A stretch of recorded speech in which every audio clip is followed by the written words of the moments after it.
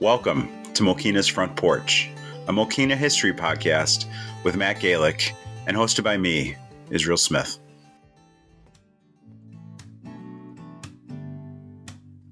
Hi, Matt. And hi, Israel. Here we are again, and today we're going to be talking a little bit about another one of our favorite properties, the Historic McGovney-Yunker Farm. Absolutely.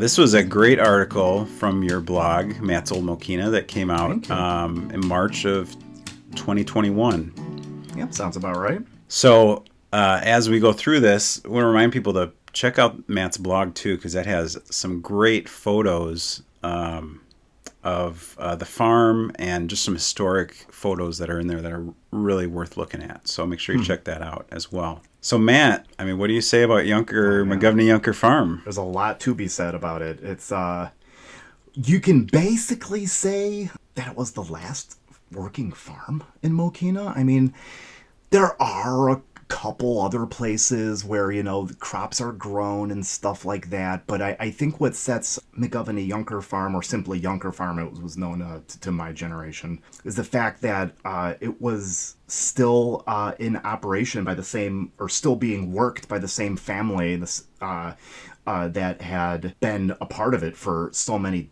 decades. If you look at the whole history of Yunker Farm, there are only two families that have ever owned that property going back to the 1840s. That's incredible. It is, yeah. I think it's, you could say that it's Mokena's last farm also, in that it's the last setting where we have farmhouse, dairy barn, the other outbuildings, etc., hog shed, all that kind of stuff. And then most of that acreage still with it. Of course, we've got some other farms in Mokena, like, for example, the old Erickson Benson farm on Schoolhouse Road. We've got the farmhouse, we've got their big dairy barn there, maybe a couple other outbuildings, but what had been their farm has been swallowed up by subdivisions. So it's not really like in its setting anymore. We've got the another Yunker farm, the Schweizer-Yunker Farm on 191st Street, which is where some people might know it as the site of Brandau's Farm Stand, open in the summer. Was that a relation to? How are that related to? Yeah, those Yunkers were related to the LaPorte Road Yunkers. So of course, a lot of us would remember Eddie Yunker, who farmed the land there for many years. The Yunkers on 191st Street were his cousins. Let me see here. They would have been, there was Henry Yunker going way back, who was Eddie's half-uncle. And then his, I believe Henry's son was Harry Yunker. So it would have been also Eddie's cousin, a relation. We're really fortunate to still have Yunker Farm as part of Mokena. Have it be a large part of downtown. Yeah, definitely. How do you see that, if that wasn't the case, how that changed, which would have changed the town, how it changed the makeup of our town? Yeah, if it, in the sense of it not being preserved, we wouldn't have any tangible connection with our agricultural heritage, as Mokena was for most of its existence, aside from being a railroad town, a farm town as well. And once upon a time, you could go in any direction outside of town and just be confronted with farm after farm. And nowadays, 99% of them are gone. You would have no clue that they were ever there. But in Yunker Farm, or McGovney-Yunker Farm, we can drive by, you can check out the buildings and all that stuff, and you can still get a sense of what life used to be like. Before we get into the story, because you always do reference McGovney-Yunker Farm, you just say that why you make that difference of not just Yunker Farm. Yeah, I tend to use both the names, at least in a historic sense, if I'm talking, just because I don't want the McGovneys to go forgotten in their history with the farm, because they owned it as far back as the 1840s, had lived there since the 1830s. So they've got about 90 years of association with the property. And there's not too many people around are really aware of them anymore and their connection to the farm. So yeah, I always reference both, just so people are, to make people aware of the whole story. No, that's great. Yeah, yeah. Well, good. Well, this is a very interesting story, and Yeah, I'm yeah. excited to hear it and share it with everybody. So Yeah. let's get into the story. Yes, let's.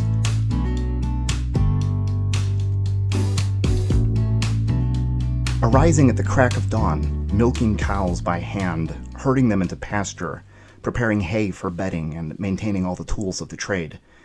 These are but a select few, a tiny handful of the many responsibilities that a dairy farmer has on his plate for just one day, winter or summer, rain or shine. A farmer must have mechanical and analytical skills, as well as raw strength for repetitive, strenuous tasks. Our village's heritage is purely agricultural, and farms once dotted our community's landscape in every direction one looked. This lifestyle was the everyday existence for so many in Mokena, but now it is totally extinct in our surroundings. There is, however, one place in our midst that can be visited to absorb these old ways. McGovney-Yunker Farm on LaPorte Road is a gleaming jewel in our town and a certified National Historic Landmark to boot. Now frozen in time, this place once abounded with life. Well, the farm and its quaintness remind our 21st century eyes of something far separated from our lives. There is a long, untold story about the history of this old spot, one of real people who lived and loved, just like us. As we turn back the pages of history and follow the threads of time, we find the beginning of the story with John and Nancy McGovney, two brave, rugged pioneers who in the spring of 1831 were the first young family of European descent to settle the land where Mokena would later stand. These intrepid explorers made their journey to Illinois in a covered wagon via Adams County, Ohio, with 5 small children in tow, ranging in ages from 10 to 2.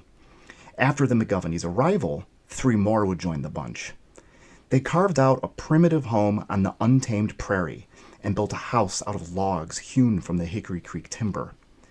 They had barely gotten comfortable in their new surroundings when the Black Hawk War broke out in April 1832, an oft-forgotten conflict between Illinois settlers and elements of the Kickapoo, Sauk, and Meskwaki tribes. When news drifted to the McGovneys of the outbreak of hostilities, they immediately packed up their belongings and fled to more thickly populated points in Indiana, it was said, on advice of the friendly Potawatomi who inhabited what would later be Frankfort Township. When the former Ohioans returned to their Illinois home after the war's end that August, they were very pleasantly surprised to find out that their Potawatomi neighbors had tended to their property in their absence, taken care of their animals, and even left unmolested a loaf of bread that was left baking in their haste to escape. The exact spot of John and McGovney's pioneer homestead and where it corresponds to in today's landscape remains a prickly issue. What is definitely known is that John McGovney formally purchased 2 separate 80-acre tracts of land on May 20th, 1841 from the Federal Government Land Office at Chicago after having squatted on them as a tenant. 11 years later, the Chicago, Rock Island, and Pacific Railroad would bisect this property, which enclosed part of the future village of Mokena. With the passage of years, beginning in 1857, ownership of part of this tract began to transfer to John and Nancy McGovney's youngest son, 21-year-old Elisha. Over time, he added onto it, creating the acreage that is today known as the McGovney-Yunker Farm. One of the first white children to be born in the wilds of the yet unformed Frankfort Township on July 29, 1836, Elijah McGovney wed Catherine Van Horn in September 1857. Their union ultimately welcomed 9 children to the world, of which 6 survived to adulthood, namely Teresa, Walter, called Dick, Edward, Ada, George, and Maddie. All of them would become well-known and respected Mokenians.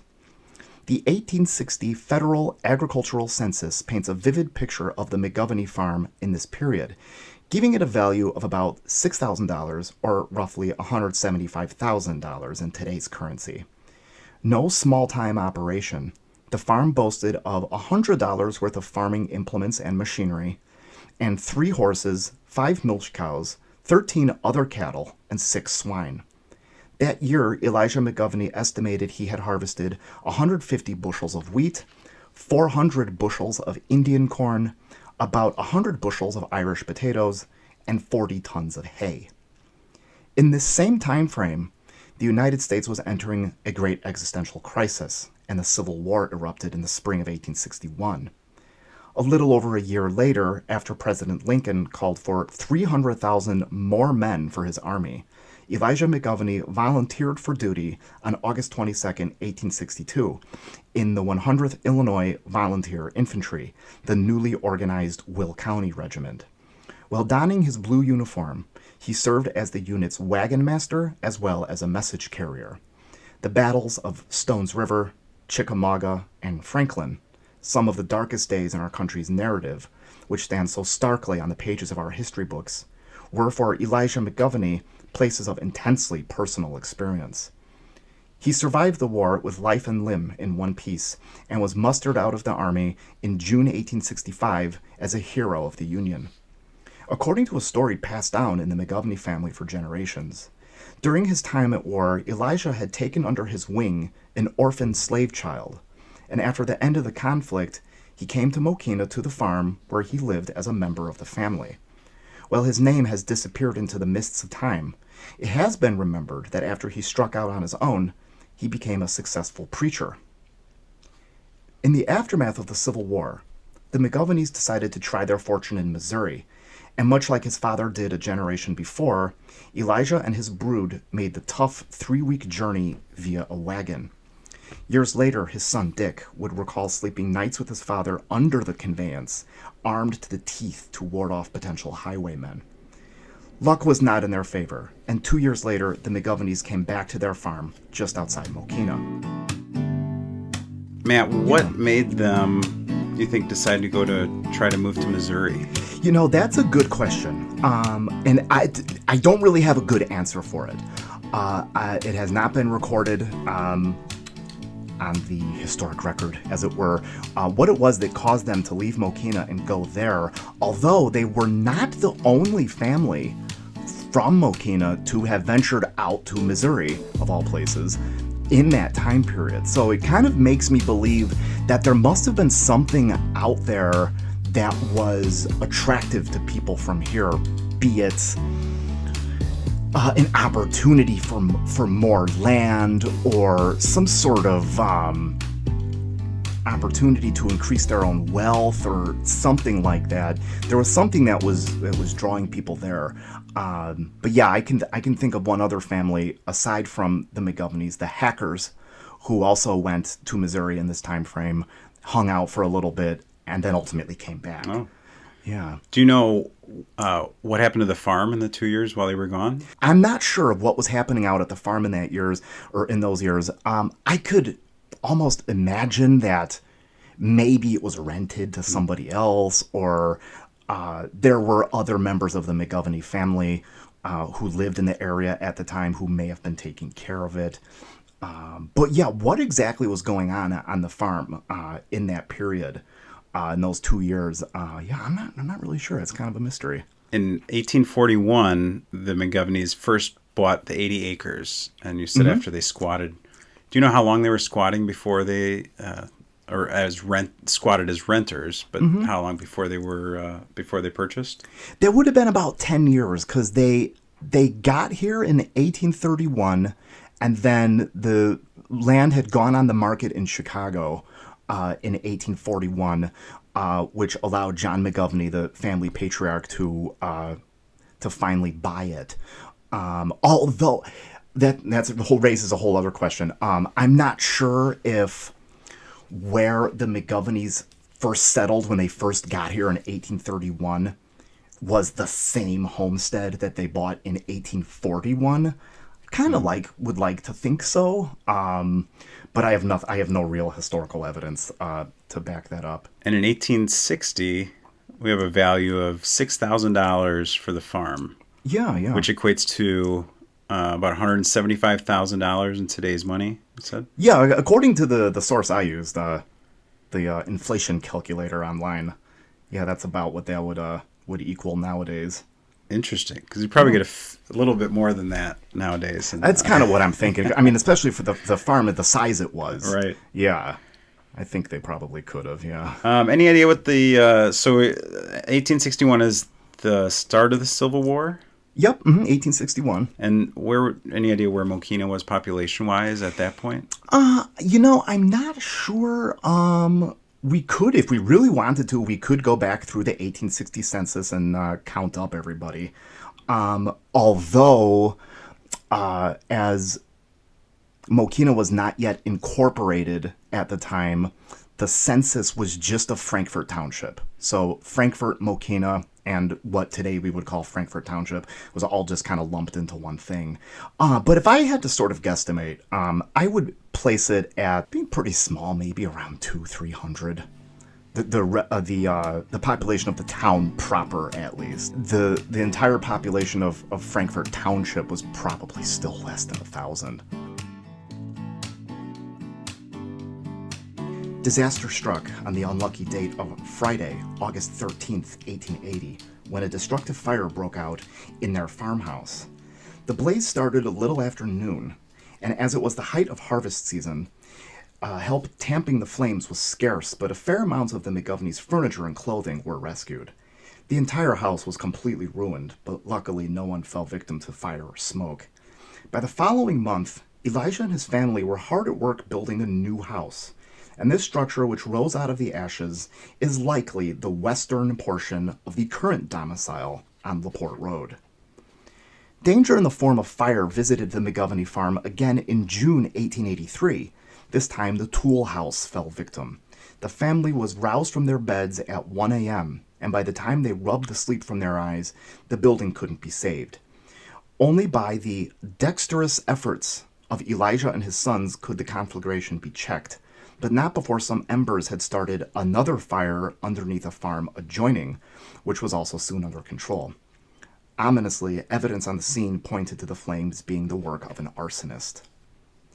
The McGovney family's time on the farm is tangible to this day, for aside from their farmhouse, which still stands triumphant, other improvements that came in this time, which now remain, were a chicken coop and brooder house, which likely date from the 1880s, alongside a well house and smokehouse, which were erected around the same time. McGovney also had a new windmill put up at the end of 1883, which is regrettably long gone.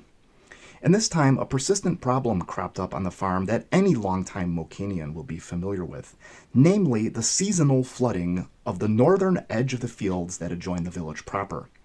On June 17, 1893, a special meeting of the mayor and board of trustees was called to address a petition that had been handed to them by Elijah and Kate McGovney.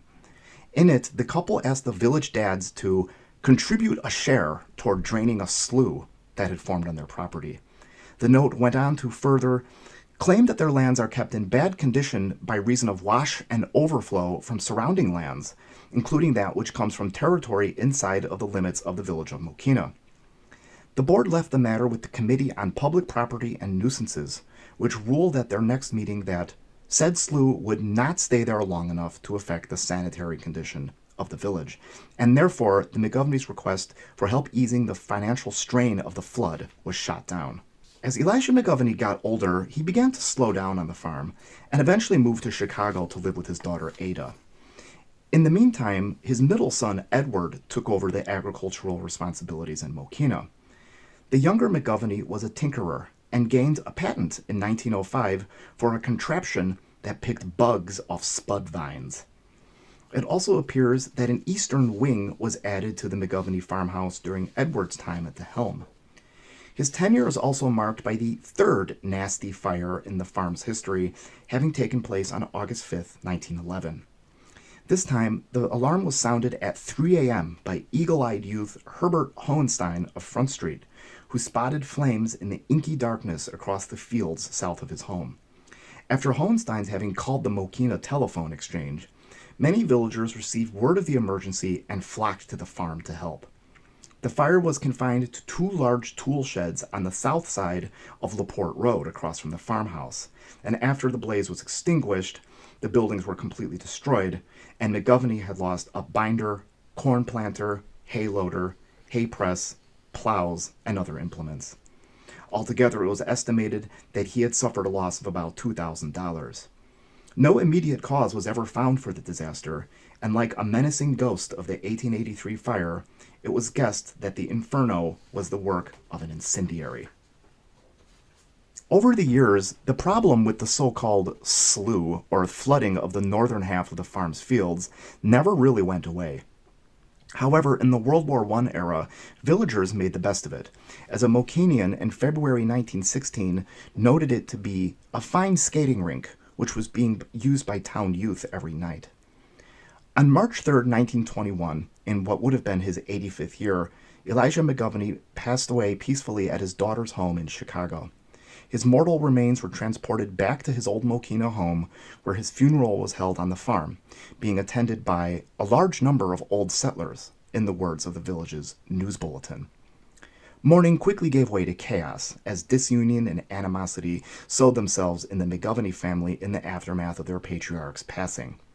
That summer, Dick McGovney filed a suit in the Will County Circuit Court to break the will of his father, having charged that his siblings used fraud, misrepresentation, and coercion to compel their father to make the document.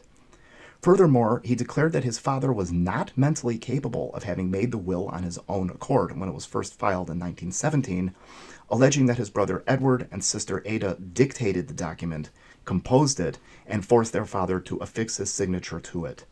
It took almost 2 years for the dust to settle, and the case being settled out of court between the heirs in March 1923. The entire McGovney farm, composed of 120 acres in all, was sold at auction on Saturday, December 8th, 1923. The high bidder was Elijah and Kate McGovney's youngest son, George, who forked over $130 per acre, or about $2,000 in modern funds. For reasons that have long since been lost to time, McGovney didn't keep the place for long, and he flipped it a year later. At this station in the timeline of history, we can close the book on the McGovney family and put it in its rightful spot in the Library of Ages. Let us now open a new volume and enter at this point the Yunkers, where a fresh sunrise begins.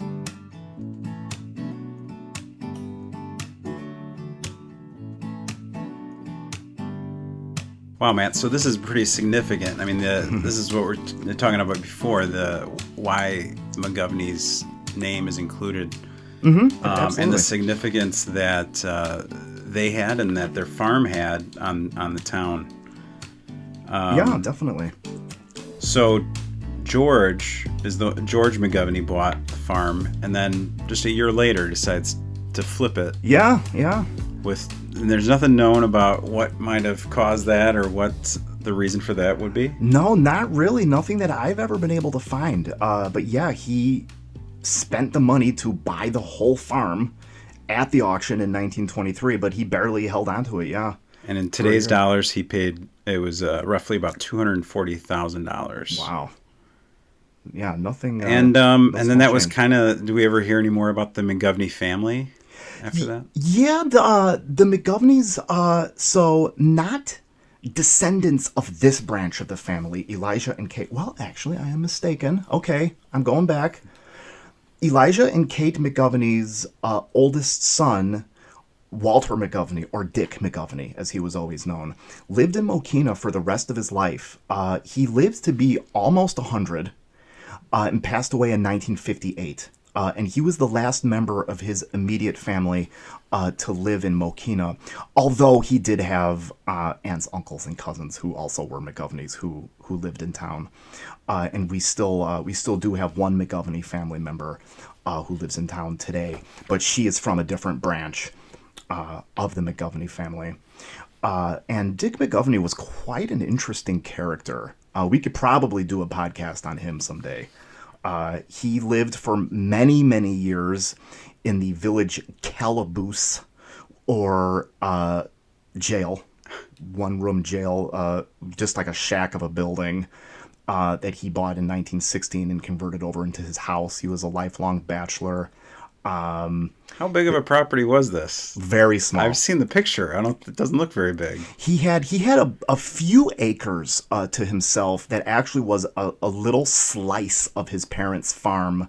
He lived over on what today would be the eastern edge of the Mokena Park District on the south side of LaPorte Road. Okay. In his calaboose. In fact, his driveway still exists. It is now a driveway that leads south of LaPorte Road, sort of on the border between the park property and the Methodist Church's property.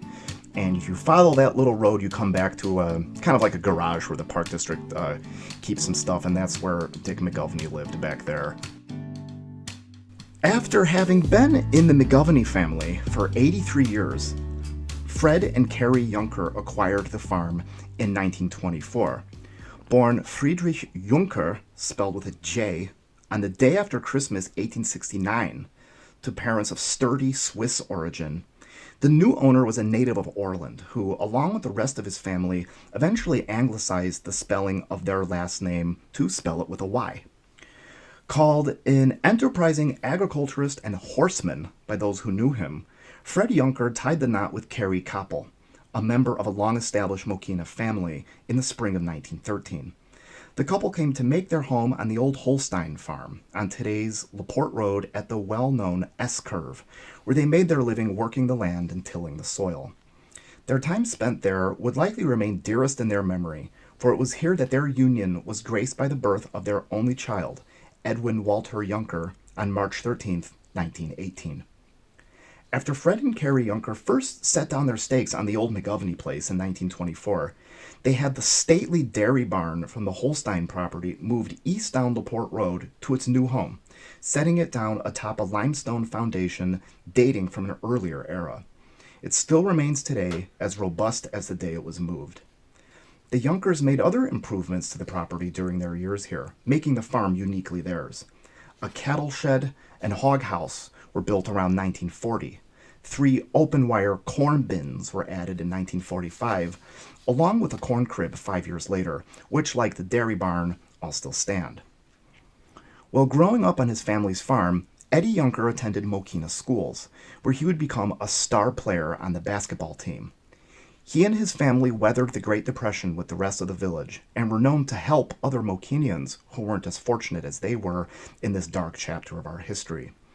The Yunkers generously gave to the family of Mabel Krapp when they could, a local mother raising 2 children on her own. Her young daughter, Laverne May, would often travel from her home on Wolf Road to the Yunkers to visit and accept what the Yunkers could humbly send her way. In doing so, she formed a tight connection with Eddie, and the two were married in the spring of 1940 in Laverne's Mokena home. Like countless young men of his generation, Eddie Yunker was summoned to the army during World War II, but Uncle Sam ultimately felt he'd be more useful to the country's efforts if he stayed on the farm, feeding the men and women in uniform, rather than marching with them. During the war years, Eddie and Laverne would bring their 2 sons, Lee and Ron, into the world. In April 1948, Fred and Carrie Yunker retired and moved to town, settling in a new home they had built on Mokena Street. A new epoch was heralded when Eddie and Laverne inherited the farm not long after the passing of Fred Yunker in 1949.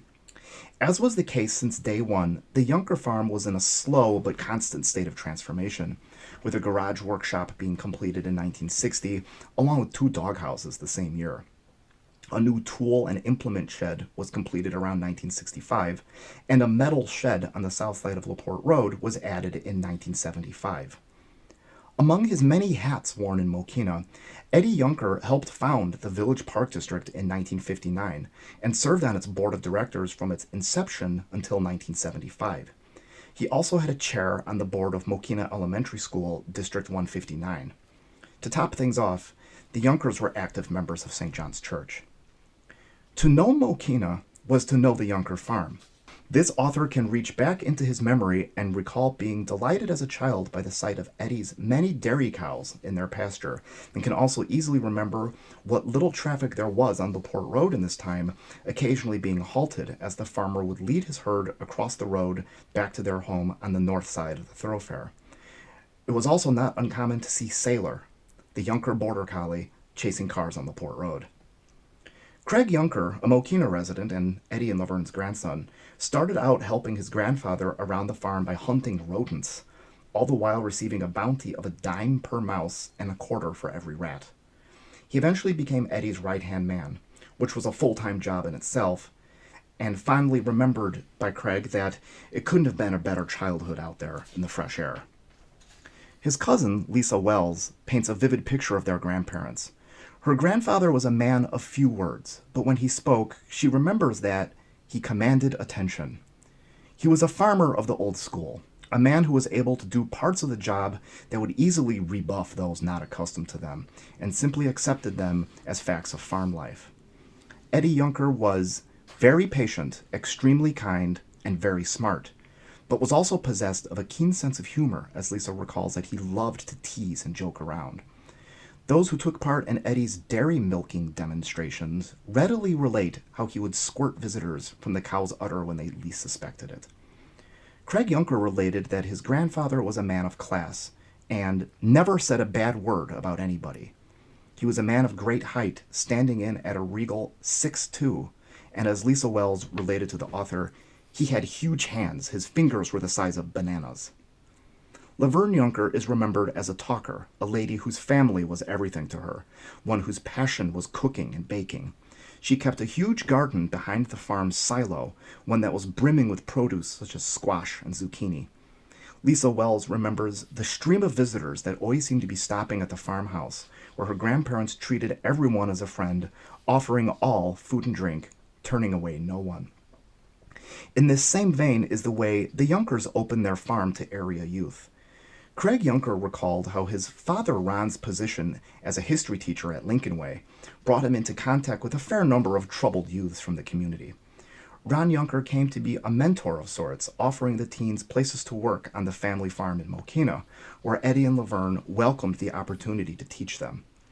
After Ron Yunker's untimely passing in 1987, Craig well remembered the dozens of kids who approached him to tell of how his father and grandparents had changed their lives. It really paints a great picture of the kind of people that the Yunkers were. Yeah, absolutely. To look out for people and to try to help those that were in need. And interesting that Ron Yunker was a teacher, a history teacher at Lincoln Way. Yeah, he was. And his brother Lee was a teacher too. I believe Lee was a math teacher, although I don't believe at Lincoln Way. But yeah, both the Yunker sons grew up to become teachers. Yeah. And so Ron unfortunately passed away in 1987. Yes, yeah. And then unfortunately Craig Yunker passed away this year in 2022. Yes, he did. I love that you got to include so much of Craig's view and take on the farm and his grandfather. And you know, I knew him for a long time as well. And the last time I spoke to Craig, he talked about his grandfather and the time he spent being on the farm as clearly some of his highlights of his life. So, absolutely. Yeah. It's great to have those included as well. Animals played a huge role in life on the farm. The Yunker cows are remembered as docile creatures, but the bulls had a fiery meanness to them. Lisa Wells says this is best exemplified by the time Eddie entered their enclosure and one charged him, knocking the pitchfork from his hand that he carried for protection. As the bull went in to attack again, Bimmy, a rough-around-the-edges dog of Lisa's that had been sent to live on the farm, sprang into action. He jumped up and fiercely latched onto the bull's tail with his jaws, allowing Eddie to escape. She calls the dog's rescue of her grandfather nothing short of divine intervention. Craig Yunker remembered his grandfather's heart for animals and how he would tear up whenever a calf would be stillborn. There was also the time Sailor, the Yunker border collie, was stolen from the farm. Eddie searched high and low for his companion but found no trace of him and was absolutely heartbroken. One day a few months later, a neighbor called Eddie out of the blue and relayed the news that Sailor was back and had been seen in the pasture. The farmer hurried to the spot, and the dog immediately came to Eddie, despite being underweight. From then on, he never needed to be chained up, as he never left his master's side. Lisa Wells says, Grandpa was so happy and relieved to have him back. It was never resolved who took Sailor or where he was in his absence. As the years passed, and the other farms in Mokena became unceremoniously swallowed up by development one by one, Eddie and Laverne's farm stood out like a beacon in the night. As time went on, they fended off developers who offered them astronomical sums for the property. They could have lived like royalty in their final years by taking any of these offers, but instead the Yunkers chose to give the farm, the scene of so much of their love and labor, to all of Mokena. In 1997, Eddie sealed a deal on the farm with the Mokena Park District, in the understanding that it be kept up for future generations of villagers to enjoy and learn from. All was sealed with a handshake, as he was an honorable man and his word was his deed. Laverne Yunker, who had been a mother figure to so many in Mokena, passed away in 1995, and Eddie kept working the farm until his last harvest in the fall of 1997, when his second cousin Richard Erickson helped him do the work. Eddie Yunker crossed the great beyond at the age of 83 on July 22, 2001, a date which marked the end of an era. Through the tireless efforts of Mokenian Jen Medema, the McGovney-Yunker Farm was officially added to the National Register of Historic Places on May 31, 2006, after she spent 2 years laboring on the immense nomination project. As the farm is such a prominent place in our town, the Yunkers, especially Eddie, have taken on an almost larger-than-life status in the community. Craig Yunker summed it up perfectly when he said that being with his grandfather was like working with Paul Bunyan. He was so strong and tough.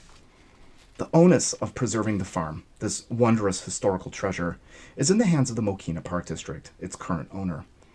All Mokenians with love in their hearts are looking to them in fervent hope that the Yunkers' wishes are carried out.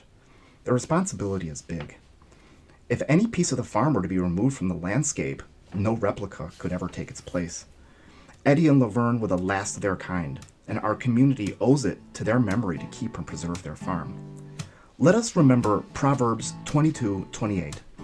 Remove not the ancient landmark which thy fathers have set. Wow, what a story. Yeah, it is. It's a pretty good one. Let's look back a little bit. You said Laverne Yunker passed away in 1995. Yes. And then 2 years later, Eddie has his last harvest Yes. on the farm. Absolutely.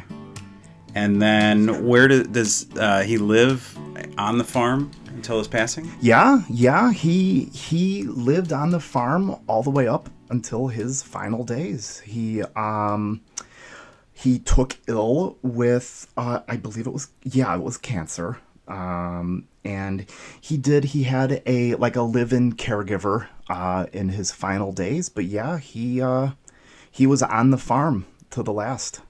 And do you remember 2001 when he passed away? Yeah, I do. It was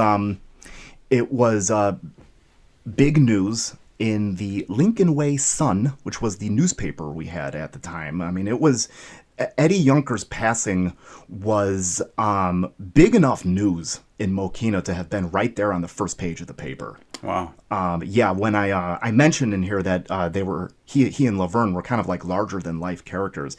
Yeah, they really were. I can recall very well when he passed away and the huge turnout that came to his funeral. Do you know where, was it at a church? Was he part of a church in the community, or? Yeah, the Yunkers, Eddie and Laverne, their family, they were members of St. John's in Mokena, yeah.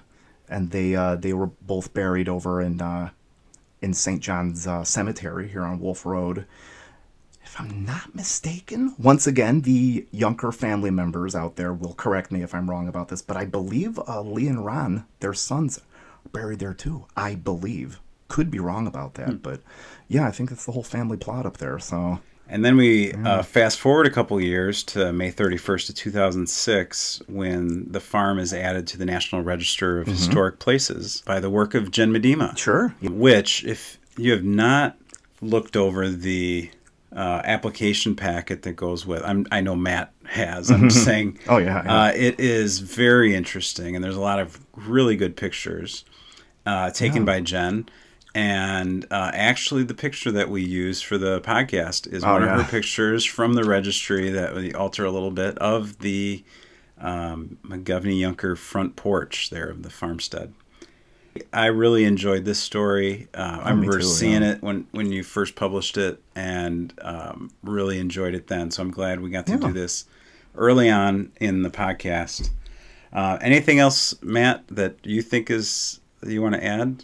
I hope that we can keep up the farm for future generations. When Mr. Yunker sort of transferred his property over to when he sold it to them, He really wanted it to become a place where future generations could learn about farming, could learn about the lifestyle, and just all the stuff that comes with that. And I hope that that's something that we can have in the community, so that not only so that his wishes are fulfilled, but also so that, yeah, so that today's generation and future generations can learn about what life was like here for so many years. It's really an important thing, and hopefully we don't lose touch with that, or lose grasp of that. Absolutely. Yeah. Well, very well said, and thank you for this wonderful article. Absolutely. It's hard to imagine what our village would look like today without the vision and forethought of Mr. Edwin Yunker, being vital in the creation of the Mokena Park District, in addition to his involvement in the Mokena schools and his church community. This original article, written by Matt, was published on March 19th, 2021, and can be found on his blog, oldmokena.blogspot.com. We also have a link to his article in our show description. Be sure to check out the wonderful photos Matt includes, as well as all of his great articles. If you are enjoying our podcast, please share it with your friends and family. We would also love it if you would leave us a review on Spotify, Apple Podcasts, or wherever you get your podcasts. Look for us on Facebook and Instagram by searching for Mokena's Front Porch. We share photos, interesting Mokena history aside from the podcast, and updates on upcoming episodes. If you have any questions or suggestions, please email us at mokenasfrontporch@gmail.com. Thank you for listening, and see you next time on Mokena's Front Porch.